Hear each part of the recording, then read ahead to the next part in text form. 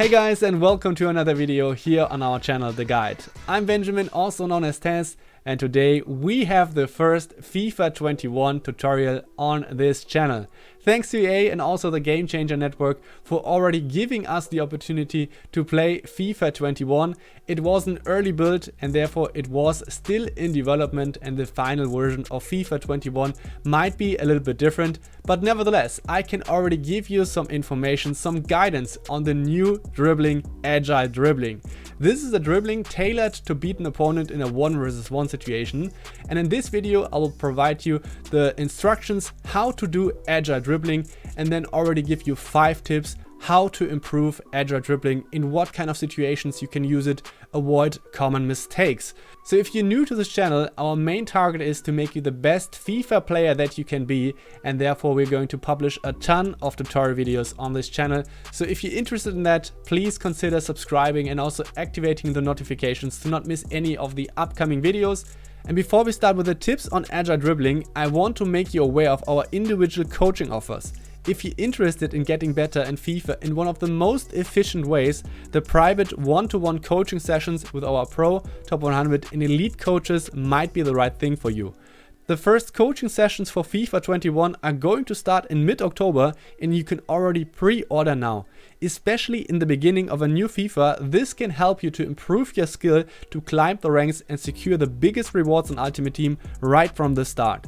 There are 4 different tiers to ensure that the coaching is tailored to your specific needs. Get more information on our coaching website, the link is in the video description. And now let's get started with Agile Dribbling. The new dribbling variation, Agile Dribbling, is very easy to perform. All you have to do is press the R1 or B button. As long as you hold this button, your player is going to be in the Agile Dribbling mode. When you just keep going forward, you won't see much difference, but as soon as you change the running direction with the left stick, you directly see the impact of the Agile Dribbling. Your player takes small, very frequent touches to the ball, allowing him to change direction very quickly. A vital part of this dribbling is also the fact that your player moves the ball around quite a lot with both feet. Combine these two things together, you will understand the main purpose of this dribbling variation. It's all about deceiving and juking your opponent in 1 versus 1 situations. Moving the ball rapidly from one direction to another to outmaneuver and get passed by him. During Agile Dribbling, your player has the tendency to do a face-up dribbling, meaning he keeps his body position open towards the goal. This allows him to go quickly from side to side, but he doesn't stay in a face-up dribbling all the time. When you turn away from the goal, your player also might turn away. By the way, you can't combine Agile Dribbling with the sprint button. As soon as you press the sprint button, your player will exit Agile Dribbling and just sprint. Another thing which is noteworthy is the contextual Agile Dribbling setting in the menu, which you can turn on and off. Having this set to on means that your player will automatically trigger the Agile Dribbling in certain moments, when the game thinks it would be beneficial, for example when you're close to an opponent. This then happens without you pressing the R1 or B button.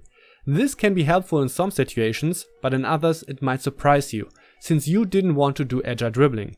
Therefore we recommend to set this to off. That way you have full control when your player does Agile Dribbling and when not.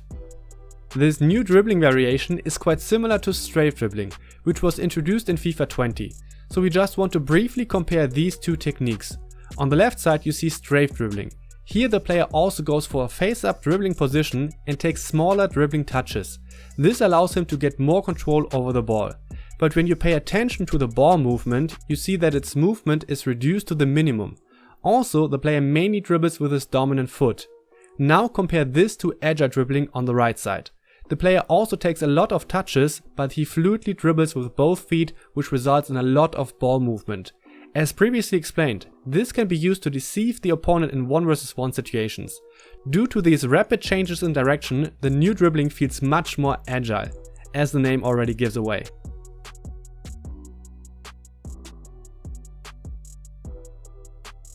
Now, after we have set the foundation, we want to give you 5 tips that will help you to improve your results for the first attempts with Agile Dribbling.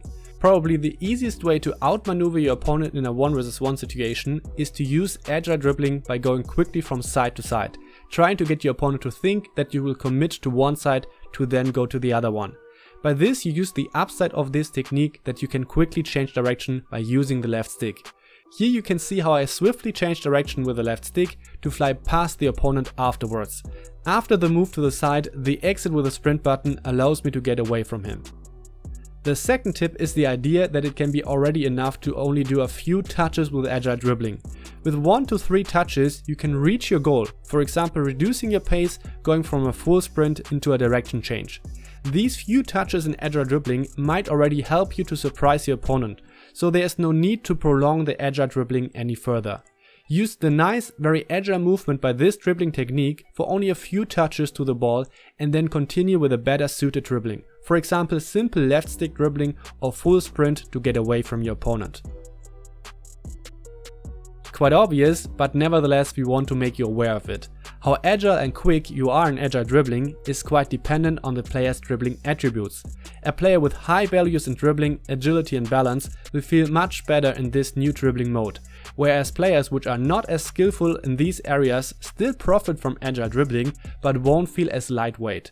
So always keep in mind which player you control and how good he will be in Agile Dribbling, because it can be quite troublesome when you want to pull off some quick direction changes with Agile Dribbling but the player can't keep up. So make sure to use Agile Dribbling, especially with your strong dribblers in the team, which are most of the time in the attack or midfield.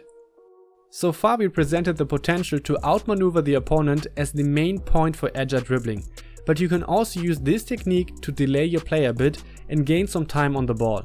This can be instrumental when you have to wait for your teammates which are doing a run. Keep control over the situation with Agile Dribbling while staying in a face-up body position to then be able to play the pass. Lastly, we want to make you aware that you shouldn't overdo it with Agile Dribbling. Yes, it feels nice and slick to dribble like that, but it's not a magic button which makes your opponent disappear by just going from side to side.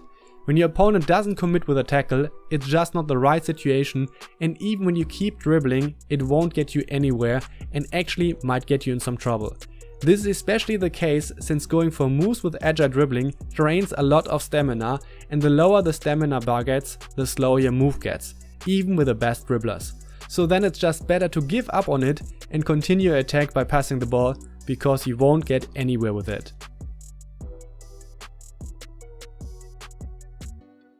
We are at the beginning of the FIFA 21 season, and Agile Dribbling shows some promising signs to be a good tool to beat an opponent in 1 vs 1 situations.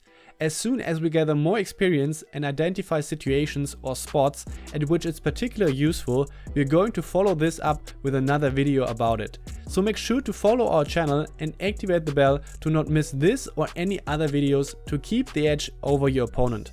Feel free to comment down below what you are interested in or what you struggle with, especially in FIFA 21, and we will try to cover this in our upcoming videos.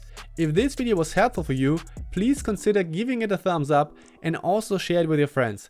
This helps us a lot to grow this channel and keep the content going. Don't forget to check out our private coaching offers, which I mentioned in the beginning, and have a look at the video description for any further helpful links or offers. Thanks for your attention, keep a clean sheet. I'm out.